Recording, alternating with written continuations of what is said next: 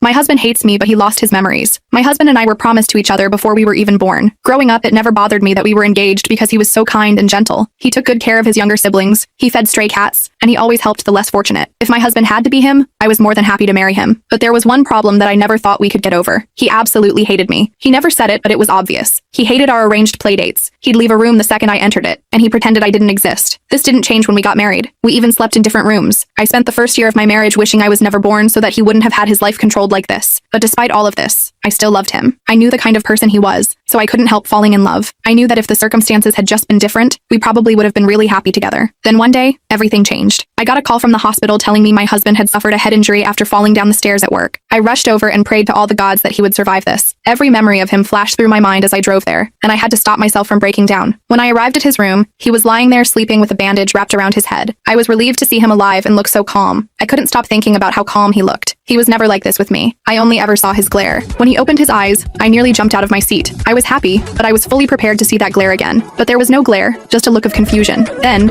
he asked who I was. I told him I was his wife, though that didn't make him any less confused. So I called for a doctor, who pulled me aside to tell me he had lost his memories. He warned me not to overwhelm him with information, because that could do more damage than good. He said I had to help him regain them, but slowly, and over time. So I did exactly that for the following months. It was the most amount of time we had spent together in all of the years we had known each other. I took him to places I knew he loved, like the beach. I'll never forget the smile he gave me as the wind blew in his hair, and his gaze was focused on me for the first time ever. He looked at me like I mattered a little more than I could ever imagine. I also introduced him to his family. Despite not having any memory of them, he still cared for his siblings as if they were still the little kids he once knew. I even took him to feed some stray cats. For the first time, he needed me and wanted my company. It felt amazing. Eventually, I got used to his warmth. I got used to him calling my name in the morning, hugging me, holding my hand. Then, things came to a head when I came home and found him lying on my bed, reading. I asked him why he wasn't in his own room. He said I had made it seem like we were a happy couple, and happy couples don't sleep apart. I instantly felt guilty. I'd unintentionally painted this rosy picture of our relationship, when months ago he wouldn't even look my way no matter how loudly I called for him. I couldn't live with deceiving him like this. So, I told him everything about our arranged marriage, the distance between us, and how he'd hated me his whole life. I was prepared for that glare again, that glare that made me wish I wasn't born, but he just shook his head and told me there was no way he could have ever hated me. He said from the moment he saw me in that hospital room,